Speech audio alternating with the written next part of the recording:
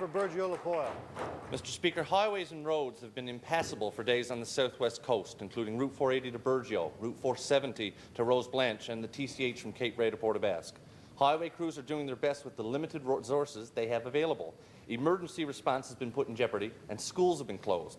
So I ask the Minister, why is there a lack of resources in this region to deal with this emergency situation? The Honourable Minister of Transportation and Works. Thank you, Mr. Speaker. Mr. Speaker, I think this winter and the snowstorm we had the other day speaks for itself. Very strange weather that we've been having. There were snowbanks in the areas that the member from across the way spoke about that were 15 to 20 feet high. One of the things that we have done, instead of not having enough resources, we've actually put out extra resources to deal with the highways on the west coast. We've partnered with the City of Corner Brook to bring extra equipment in, extra resources in to deal with the situation.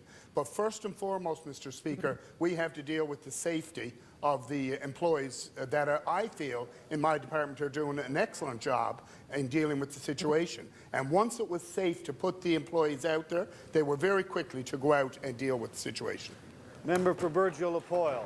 Mr. Speaker, I say to the Minister, I know full well the crews are doing everything they can. There's not enough resources. It's been going on for a week now. Mr. Speaker, students from communities all along Route 470, Marguerite Foxroost, Isle La Morte, Bernals and Rose Blanche, they have not been in school since last Wednesday because school buses can't travel on the road. So I say to the Minister, this is unacceptable. What are you doing to ensure this crisis situation does not happen again?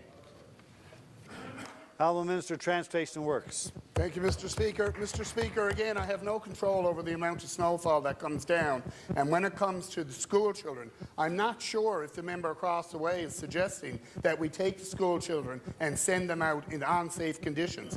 The employees with the Department of Transportation and Works are working overtime. We have extra resources in there, and we'll continue to do our best to deal with the amount of snow that's down. But when it comes to the safety, especially of school children, we won't jeopardize that, Mr. Speaker. Honourable Minister of Burgeo-La Poile. Mr. Speaker, I say to the Minister, it's absolutely shameful that you think we're talking about putting kids in unsafe conditions. I'm receiving calls from parents who are wondering when their kids can get to school. I'm sure parents are wondering about the safety of their children. So I say to the Minister, when will you answer this question? What are you going to do to make sure this stops? These kids have not been in school for 7 days. Or should I ask the Minister of Education?